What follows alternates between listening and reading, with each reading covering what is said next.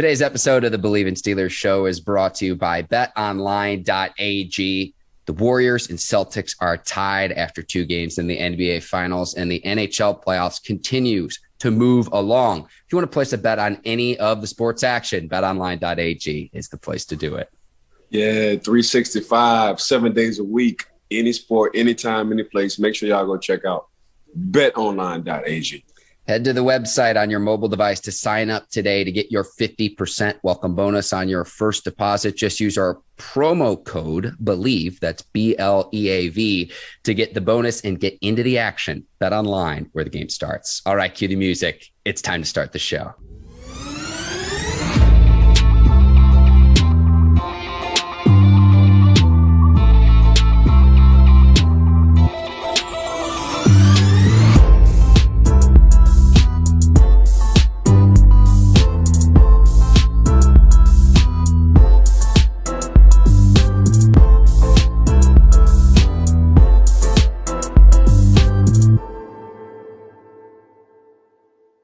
Welcome to the Bleav in Steelers show on the Bleav Network. I'm your host, Mark Bergin, joined as always by my guy, 2-time Super Bowl champion and 12-year veteran of the Pittsburgh Steelers, the captain, the president, the prime minister, the Lord, the master of swagging you, Ike Taylor. IT, I saw right before the start of the show, you tweeted a link. You now have swagging you shirts. We're selling on Bleav.com. I'm fired up. It's Monday. How are you doing this morning, my man? Yeah, make sure y'all go to Bleav.com and pick up a Ike Taylor Swagger You t-shirt, man. Got the good cotton too. So it feels good even when you sleep. But Mark, man, I'm doing good right now. My dog Bruce just shook the table, make it look like everything was an earthquake. But other than that, man, we just vibing over here. I'll take men's medium in every color that you got, Ike. I'll send over my address as well. I got to rep my guy. And we've got a loaded show. I know it's the off season, but on today's show, we'll go through top position groups in the AFC North, linebackers, cornerbacks, safeties. But we begin. Defensive end Stephon Tuitt has retired after 8 seasons in the NFL, all 8 with the Pittsburgh Steelers. And Ike, considering that 2020 was his best season as a Steeler, 11 sacks. And we saw last season, we talk about it all the time, Steelers were dead last in the NFL in rushing yards allowed in the 2021 season. Tuitt did not play. This is a player that the Steelers are going to dearly miss now that he's decided to hang it up. Yeah, he was Tuitt was just different.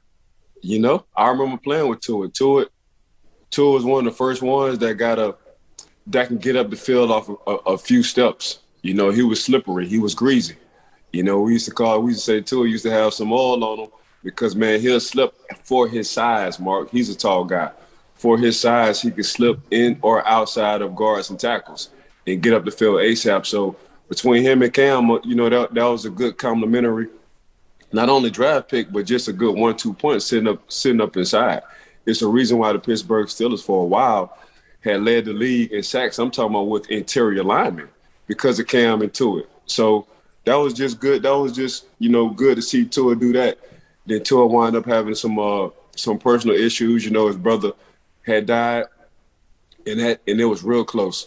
So that kind of bothered him. He took some time off.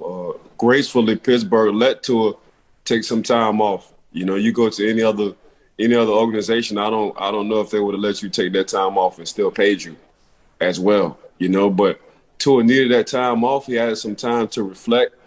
And he went back to Notre Dame, got his degree, and he felt like, you know what, I think I done did enough in football. 8 years was enough for me. Right now it's time for me to move on, take care of my family, and just see what else is out there. So that's one thing I do like a lot about this generation. Mark, they'll check their bank accounts. Once they check their bank accounts, they'll have other avenues on making money as well. And they choose their family over football once they get to that certain situation. So they're not like the old generation where we played, you know, 12, 15 years. You know, these guys, when it comes down to money and knowing what to do with their money and also just finding different avenues, that's exactly what they do. They're wide open. They're not closed-minded. So I think over the past couple of 4-5 years, we've seen a lot of young guys retire early, you know, and I love it. They don't have to play, you know, double-digit years. So for me, just seeing Tuitt, you know, coming to a conclusion, Pittsburgh giving him the time and the grace. And he was like, you know what, it's about time for me to move on. I'm happy for Tuitt. Because for me, man, y'all always, my personal opinion, I think everybody should be happy. And Tuitt did everything he needed to do, not only as an NFL player, but just coming to the city of Pittsburgh and handling his business and making a name and impacting the city as how he plays. So much love to Tuitt. Success on your next venture in life. I know you got avenues. Congrats on getting a degree at Notre Dame, and prayers to you and your family forever.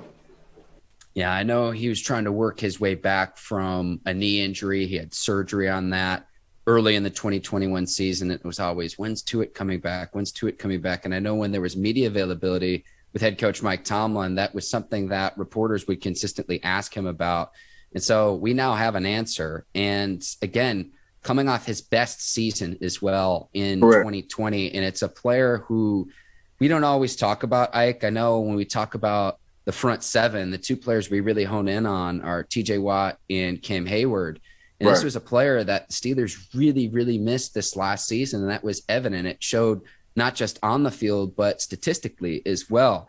Now, I'll say this. You mentioned the players retiring early. The two players that immediately came to my mind, Ike, were Andrew Luck and Luke Kuechly at the top of their game when they retire. And people are like, wait a second, why now? And like you said, it's this new school of thought where it's like, I've gotten what I need to out of football and I can go pursue other endeavors in life. And you're seeing this more and more and more frequently, in my opinion, whereas in the past, it was like, how long can you hang on? Because we all know what the NFL stands for, not for long, just given the average career span of most players. Yeah, I think Luke Kuechly, though, Mark, was a different situation. I think he kind of had to because Luke was getting concussed a lot. So, football kind of made him, shut it down early. And, yes, you're right. He was at the top of his game. If anybody can just go back and YouTube Luke Kuechly, man, if you ain't understand the quarterback on defense, that was exactly him. He already beat the play before the play started. That was Luke Kuechly. His IQ was unbelievable. His instincts was out of this world. When it comes down to Andrew, like, you know what, man, I probably just lost the love. And I get it. I've done everything I needed to do. I want to be able to play and enjoy my kids, my family. I don't want to walk around hurt all day, every day. I think I done took enough hits as well. Let me go ahead and shut it down. So that's what these kids now, these young men, I'm sorry, I don't want to say kids. These young men aren't fighting through injuries for the sake of just playing football. They're finding different avenues and they're taking care of their money and they getting out when they want to, which is something I love to see.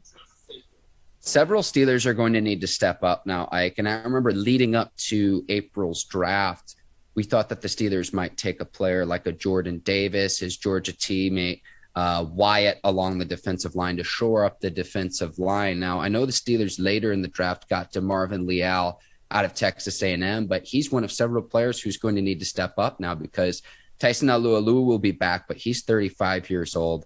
Isaiah Loudermilk, Chris Wormley, Montravius Adams as well. They're going to have to step up to fill that void that Tuitt leaves. And I'm not going to lie to you, Ike, like this kind of hurts from the standpoint of like you're losing a very, very good player in Stephon Tuitt along that front seven. So it's like in this league, it's next man up, but I can't help but think of, don't get me wrong, like I'm very happy with Kenny Pickett with the selection in the first round, getting the quarterback of the future. But this is why we were having those conversations leading up to April's draft of the front seven, something that you have to shore up, not just because it was a problem last year, but look across the division, look at Cleveland, look at Baltimore, two smash mouth football teams that can consistently run the football, control the clock, and just impose their will on the game. And so I'm looking to those other players to step up now that Tuitt has decided to retire. Yeah, since Tuitt left, I can see the Pittsburgh Steelers going more towards a 4-3 than a 3-4. You got to use big bodies like Tyson in the inside. So I think Tyson will take two. They'll just want Tyson a little lower just to push the pocket, so say. They'll let Cam get vertical whenever he wants to.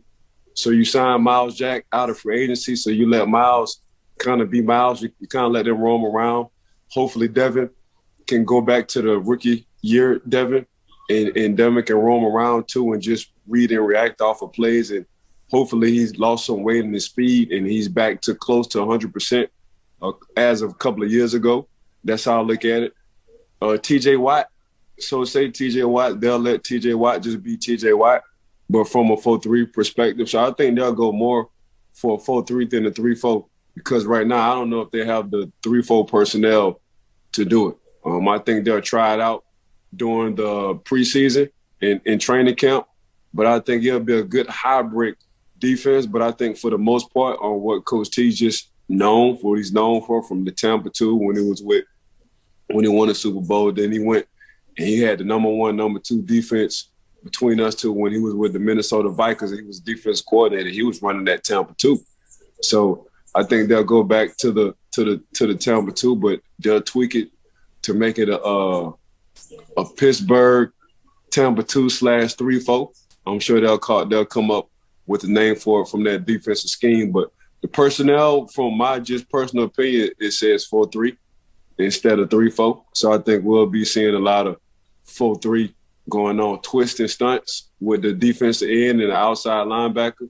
So yeah, it's a whole lot of that going on. And plus, you done picked up a head coach and Brian Flores as one of your assistants on defense, so that's a steal. So I think personally, Mark, the Pittsburgh Steelers are going to go more towards a 4-3 than a 3-4. We will see at the end of the season how many snaps they did that. Brian Flores as the cheat code is what they're saying. I'm listening to what the players are saying, Ike, in terms of his coaching ability, his savviness, and specifically shoring up that front seven.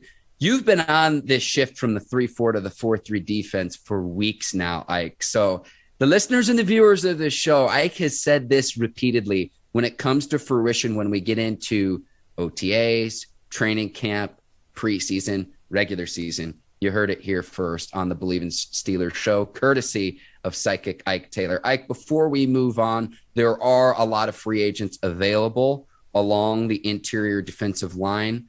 Is there someone you want to see the Steelers get? I can read you a list of names. Let me know how you want to go about doing this. But is there someone out there who is available as a free agent that you'd like to see the Steelers target? Let me know. I've got a list of names if you'd like me to read them off. Give me a few names, Mark. All right. Eddie Goldman played with the Chicago Bears. Brandon Williams has been with the Ravens. Ndamukong Suh, who's played with the Tampa Bay Buccaneers, 35 years old. Suh is. All right, though. Ndamukong Suh, bro, will fit perfect. Yeah. If the Pittsburgh Steelers want to go to a 4-3. You know, so you have a veteran guy. Tyson is coming off. Tyson a little low is coming off an injury, correct? Mm-hmm. You have a veteran guy who can step in and just already can fill the spot, and he already got a nasty attitude when it comes down to playing football. That's exactly what you want as a Pittsburgh Steeler. Somebody who can help Cam Hayward out and take the load off of Cam. So Cam won't have to play every snap, every game anymore if you get the Ndamukong Suh. And now you got depth at a defensive tackle situation or / defensive end situation. Depending on if you want to go a big front, you can have Ndamukong Suh, you can have Tyson, you can have Cam as a DN and put TJ Watt as the other DN, and we just gonna roll, depending on the personnel. So it's a lot of mixes you can do if you pick up Ndamukong Suh. It's just at what price, what's the cost. That's the only thing we're looking for. We want to know what Ndamukong Suh, how much he wants, you know. So time will tell with that. But for me, you didn't have to go too far down that line of free agencies. And Ndamukong Suh will fit perfect. And that's one of the reasons why, because the Steelers need help at defensive line, and you're getting a veteran guy, a Super Bowl veteran guy who knows how to win and plays exactly how you want to play football, and that's nasty. Steelers have about $20 million in salary cap space, so they could make it happen. And I love the old man strength on the offensive line that you would have, considering that Cam, Alu, and Ndamukong Suh are all past the age of 30. But that, and then it's saying with DeMarvin Leal, your rookie draft pick, it's like, look, we can keep all of you guys fresh, but if you're not playing up to the standard, we're going to rotate the other guy in, keep everyone fresh. But it's like, who's going to play the best ball to stay out on the field? And it's not like you're saying, hey, Ndamukong Suh, we need you on every single snap. I think he'd be able to better focus and allocate his energy towards he's not having to play all 4 downs. You could sub him in and out. You can do it based on series, but you could keep those guys fresh just to bring in one other established player to help fortify the interior of that defensive line, and specifically at the line of scrimmage, Ike, in the A and B gaps. It's going to be so important last year, because if there was one hole that the Steelers had last season and they were able to overcome it, you're not going to have success in this league if teams can run the ball at will on you. And they need to make sure that is shored up this upcoming season. No, that's exactly what happened last year. Once a team can run on you, they just control the game, control the clock, and they're able to pretty much to go any, many, money, mo on plays they want to, because they have the running game going. So that's something the Pittsburgh Steelers will address or need to address this offseason and this year on stopping the run. Omar Khan, the money man, get a favorable deal done with Ndamukong Suh. I'm just speaking this into existence. 3 other names I want to mention. Larry Ogunjobi, who was supposed to go to the Bears. Longtime Bengals defensive lineman, did not pass his physical. He's still out there. Sheldon Richardson's still out there. Gerald McCoy is still out there. So there are talented players. Ike, I think you have some savviness there saying, what's the price point? I think that's probably going to be most important to see how the Steelers shore that up, or if they decide to roll with the players that they have. All right, Ike, let's go to top position groups, and we're going to start with linebackers. This is going to be a pretty quick segment, because on the interior, Ike, there were really only 2 names that really stuck out to me to say, this inside linebacker is a Pro Bowl caliber kind of player. And I want to start with the Baltimore Ravens, Patrick Queen, 22 years old, out of LSU. So I know you're familiar with Queen, considering he's a Louisiana boy, but he was the top linebacker that I had. And again, specifically, we're talking about inside linebackers in the division. Yeah, I had Patrick Queen. Well, you know what? I'm also throwing Myles Jack. I think Myles Jack working with Brian Flores and coming to a whole new different situation, the first round draft pick as well when he came out. I think Myles will get back to where he needs to get to. I think sometimes, they say the grass ain't always greener, but just coming to Pittsburgh, it's real green in Pittsburgh, and I'm just saying that because I didn't see too many guys from free agency come from other teams when I played, and it was like, man, now we see why y'all win over here for the Pittsburgh Steelers, because y'all have a heck of a coaching staff, one, and really y'all just play for each other, and that's the difference. It's not a lot of me guys. So I think Patrick Queen is one of the premier, not only Pro Bowl caliber linebackers, Mark, but we talking about all pro linebackers, and we can't say that for too many people. I think Myles Jack will have a Pro Bowl season. I would take Patrick Queen on having a all pro season. And we saw what Patrick Queen did last year with a depleted defense, if you know what I'm saying. Pretty much 6-7 guys on defense, starters as well, didn't play. So, and who was the highlight? It was Patrick Queen. He did everything he could do. So just knowing Patrick Queen coming out of LSU and what he did at LSU, but let alone he went to another organization who knows coaching staff, who knows how to coach up and get guys ready, especially on that defensive side. Patrick Queen, I think, is going to be an all-pro. I'm going to throw Myles Jack in there. Myles Jack going to be a Pro Bowler. I like your prediction, Ike. I have one more player I got to mention. Logan Wilson from the Bengals, leading tackler from last year's Super Bowl team. So I want to give him a shot too. Sorry, go ahead, Ike. Okay. No, my dog Brutus is scratching the door. He wants to go out. Hold on a second. Brutus making an appearance here on today's episode of the Bleav in Steelers show. I absolutely love it. He wants his camera time, Mike, and can you blame him, considering he's staying in the home of Swag and You? We're going to have to get Brutus some apparel too, Ike. Get everything on brand at this point. Might as well, right? Absolutely love Brutus. When I've come over, Ike, Brutus is like a little heater pack. He just lays down on my feet, and I don't know why, because my feet are stinky too. He just takes a seat right there, and it's a little heater pack, and I didn't even need a blanket or anything to stay warm. I know, right? All right.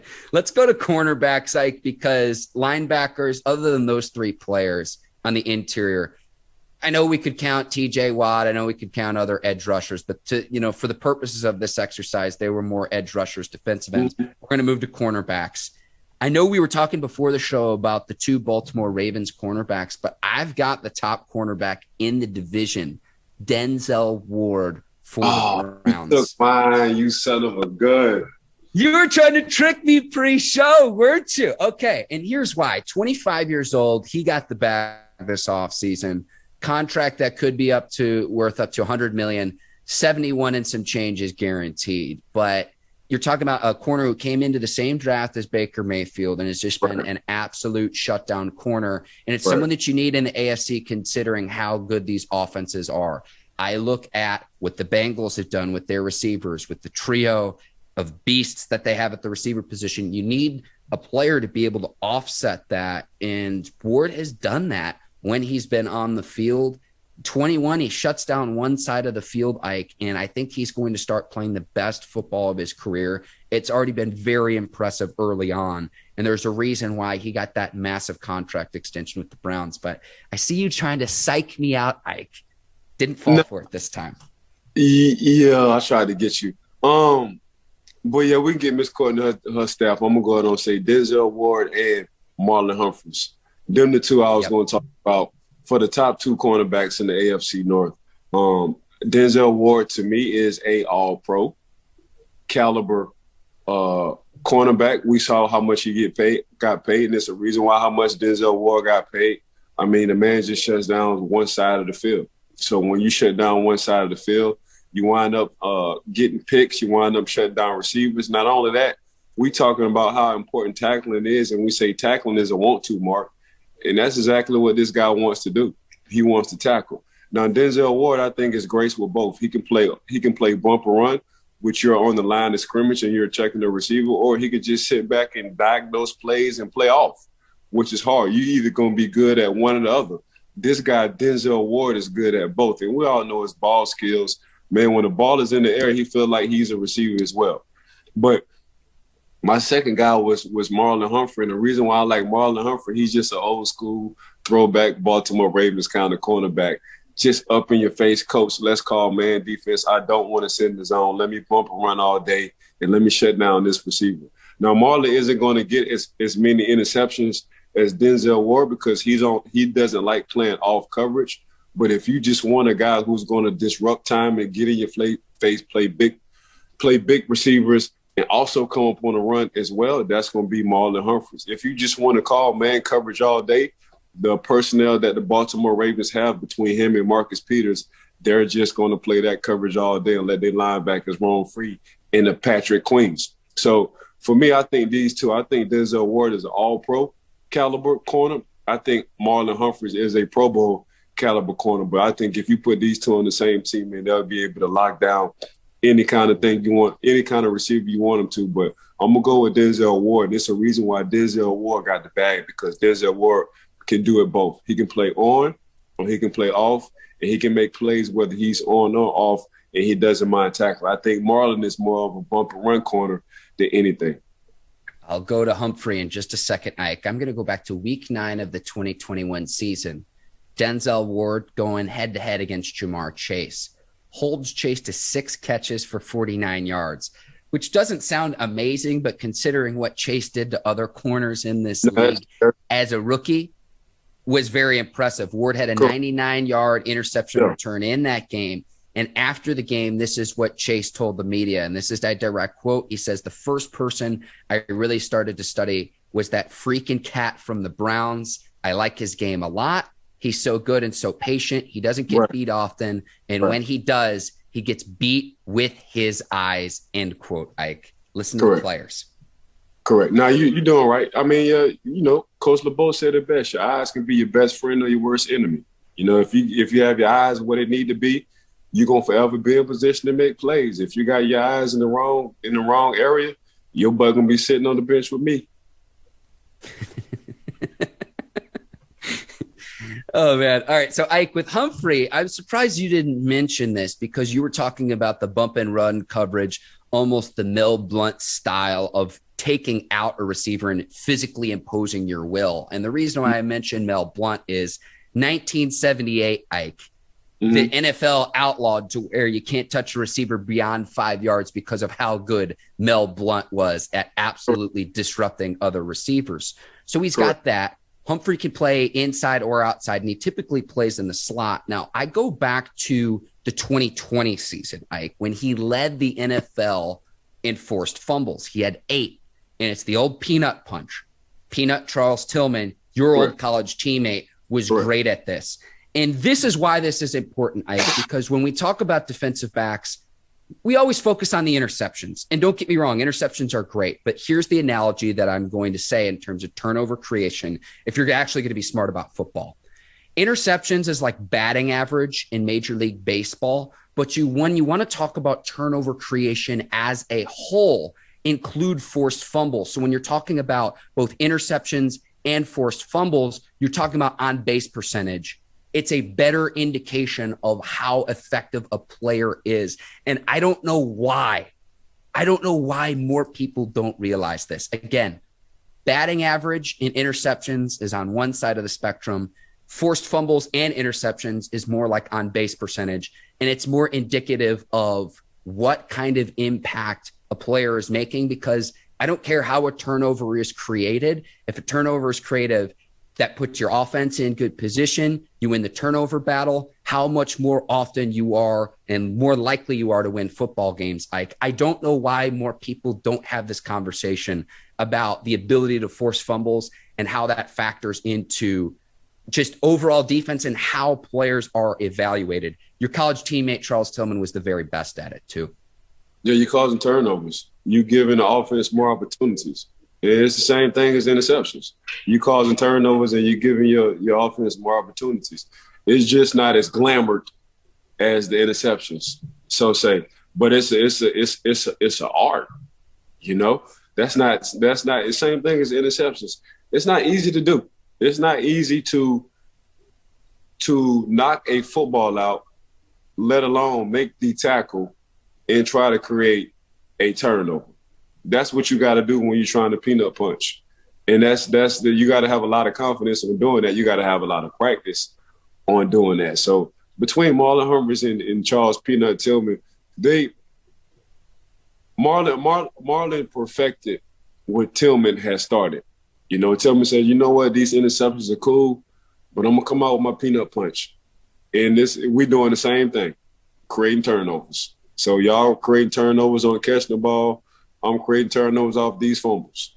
So by the end of the day, coach going to say how many interceptions you had. You're going to say 3. Coach going to say how many turnovers you had, Peanut. Peanut going to say, man, I had 7 turnovers. So when we come down to these contracts, y'all going to say what y'all want to say about these interceptions. But I gave my team, I got my defense off the field. I gave another possession to my offense to be on the field. So what we talking about? Ike, this is why, in my opinion, Tillman should be in the Pro Football Hall of Fame. I don't know if he'll ever get there. But again, I could show you statistical charts where it's like if you combine forced fumbles and interceptions, Tillman, during his time in the league, at the very top, if you want to combine the two. And if the outcome's the same, getting your defense off the field, getting your offense on the field, to me, it's like, what's the difference? So there's that. We got to show some love to the other side of Baltimore's defense. A few other corners I want to mention, Ike. Marcus Peters, 29 years old, missed all of last season, torn ACL right before the season started in practice.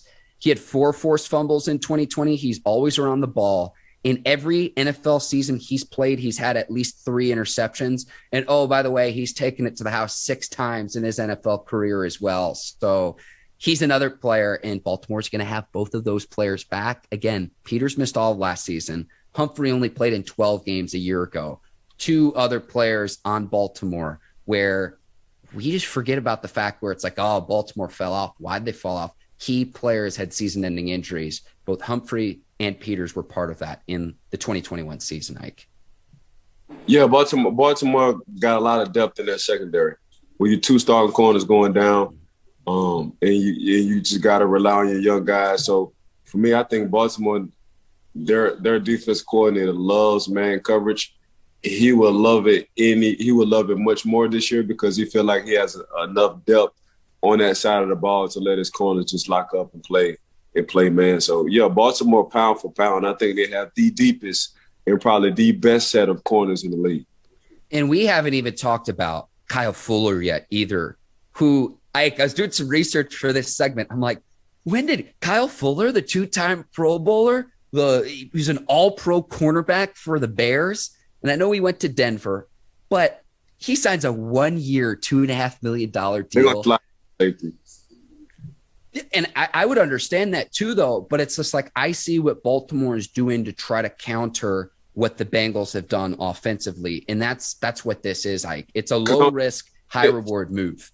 Chase had a field day when he played the Ravens.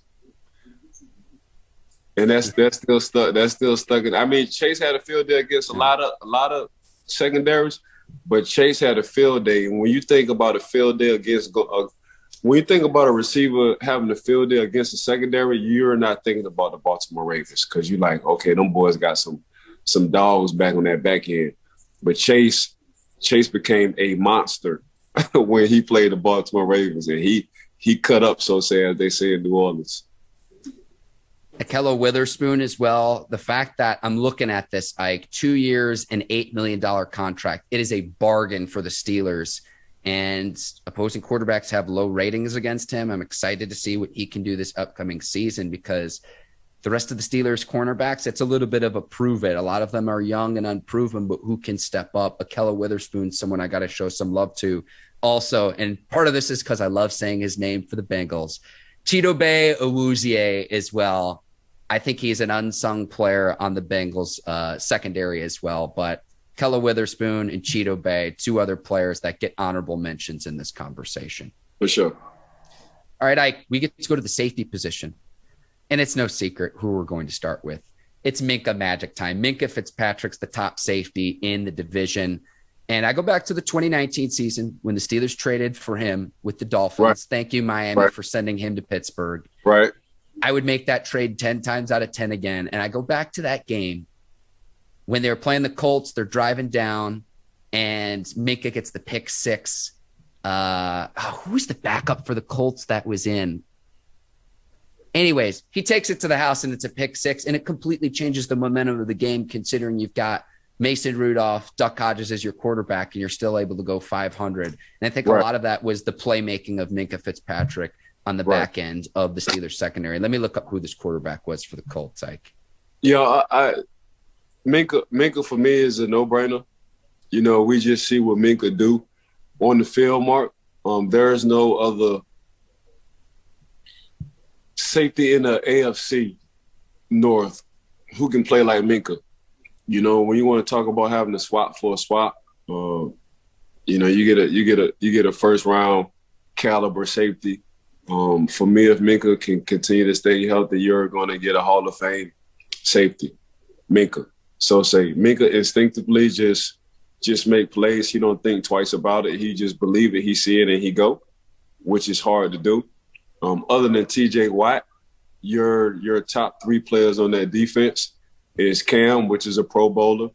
All pro, but yeah. All pro. I'm sorry, all pro. Mm-hmm. TJ is an all pro, and MINKAH is an all pro. So when you look at them 3 guys, Pittsburgh have 3 all pro caliber guys on defense sitting in one city. But for me, MINKAH is just a no-brainer. He does everything you can't coach. You know, he's very instinctive. You can't coach somebody to be instinctive.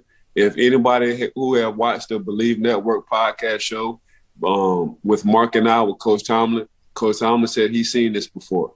And what he meant by that was he done had a lot of conversations with a guy called Troy Polamalu, who's now in the Hall of Fame, that he's having now with MINKAH Fitzpatrick.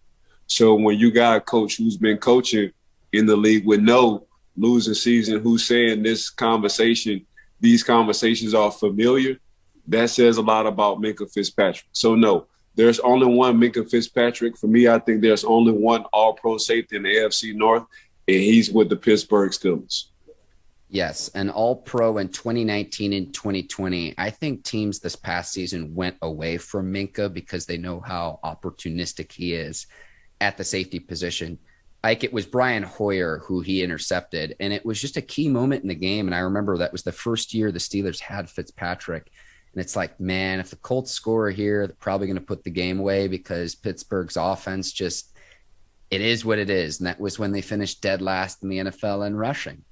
And MINKAH takes it to the house, and it completely changed and flipped the script, changed the momentum of the game. And there are only a handful of players that are like that.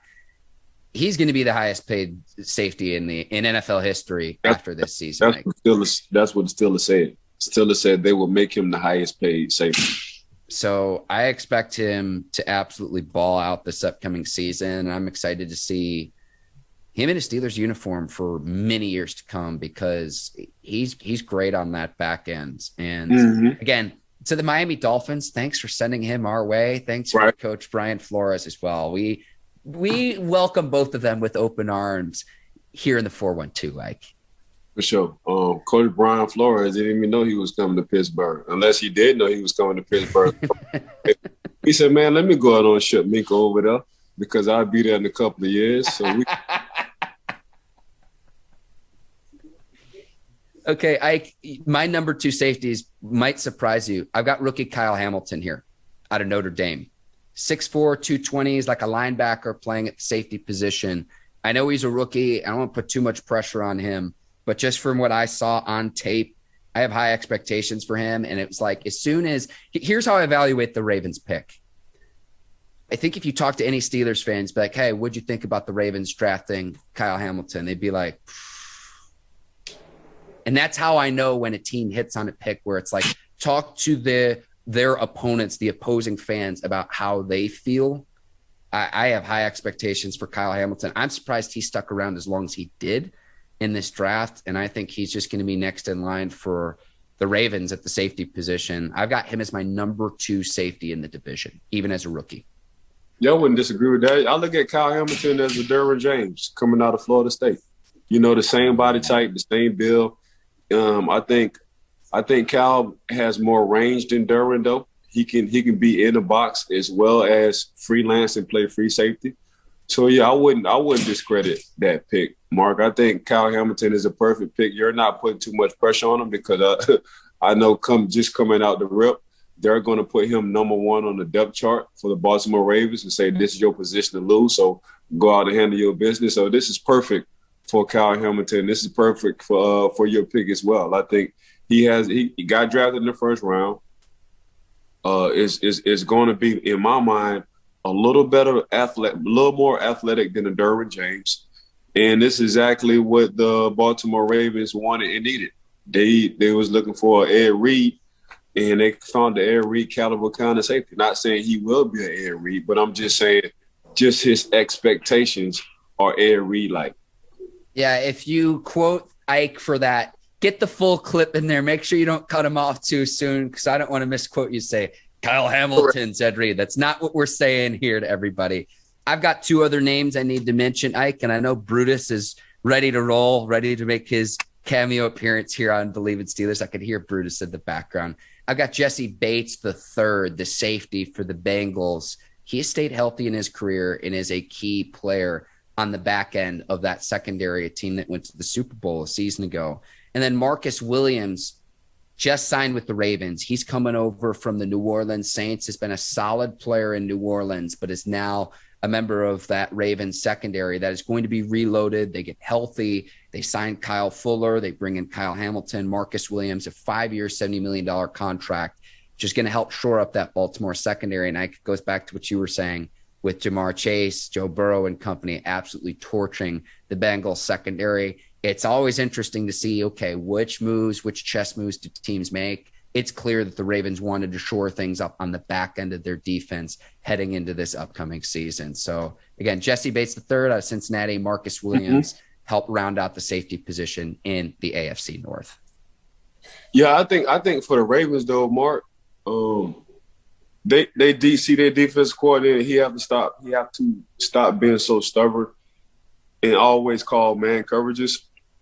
Because that's easy. Because when you look at the personnel, yes, you do have man guys who can play man all day and every day. But from an offensive coordinator standpoint, it's so easy to have picks and screens and crosses and just put you in situations, because we did see MARLON and Humphrey not struggle, but teams understood what the DC was calling from the Ravens, and they just ran a lot of over routes. I think the Raiders, matter of fact, the Raiders had won in overtime against the Baltimore Ravens off of one play, and that was schematically because they already knew. So I'm just saying I think they should mix it up. Even though your personnel said we can run man all day, but just mix it up a little. That's some insight, Ike. And when we get into the season too, I always like talking during your Taylor Talk segment when we can talk X's and O's and we can show it on the screen to show what's happening there. But you mentioned like shallow drag routes when you run trips and bunches, and particularly when secondary, what I always notice is when all the defensive backs are on the same level, it's very easy to pick one player with another. And if you do it right, it can be allowed. And look, like, I'm not saying that you can have blatant offensive pass interference, but you can rub one defensive back off of another and create an easy pitch and catch from quarterback to receiver, just based purely on scheme. So I'm excited to talk to you about this upcoming season, because we talk about that all the time here on the Bleav in Steelers show during your Taylor Talk segments, Ike. Yeah, it's about that time, Mark. Once the season.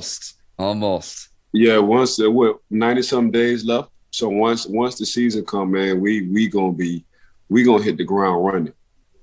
Yeah, and look, like, we're gonna talk ad nauseum this offseason about the quarterback battle, and it's funny, Ike, because it's just like anytime you talk about that, our numbers shoot way up, but it's like we got other things to talk about here too on the Bleav in Steelers show. Ike, you're the absolute best as we wrap up here on today's show. I want to thank you, the Bleav Network, and our producers over at Brinks TV, led by Courtney Vargas, John Brinkus, Herbert Diaz, Lucy Oden, producer Yensi as well. I want to make sure I give a shout out to her as well for all their help. Yes. I said I couldn't forget it on last show. Like, I could not forget it, or I'd have trouble to play. You ain't forgetting that. Once you say it, it's in your memory bank. Yeah, I was going to go with the sleeveless cutoff shirt today, Ike, but it's like, listen, it's Monday. We're going to ease into the week. Today's sponsor, betonline.ag. And I want to thank the listeners and the viewers of today's Bleav in Steelers show. Thank you for tuning in and making us part of your day. Yeah, I second everything you just said, Mark. Thanks to betonline.ag. Thanks to Brinks TV. Thanks to Bleav in Network. Thanks to my dog, Mark, for show. Thanks for Miss Courtney and her staff for making us looking sound and being all professional with the ad libs and the backgrounds. Make sure y'all go check out Bleav.com and get your Ike Swaggin' You shirt. Yeah, I see you've already tweeted it, Ike. I have also retweeted it. So check the show notes for our social media information on how you can get a shirt, Ike. Like I said, I want all the colors, men's, medium, and I'll leave it at that. Ike, you're the absolute best again. For Ike Taylor, I'm Mark Bergin. I'm sorry. Make sure y'all subscribe and give us 5 stars. Of course. The one to thank the fans and the listeners and the viewers for always tuning in to the Bleav in Steelers podcast with Mark and I. Appreciate y'all love and support. Make sure y'all 5-star us, please. That's how we like it. For Ike Taylor, I'm Mark Bergin. Thank you for watching the Bleav in Steelers show. We will see you next week. Until then, take care, and so long, everybody. Peace.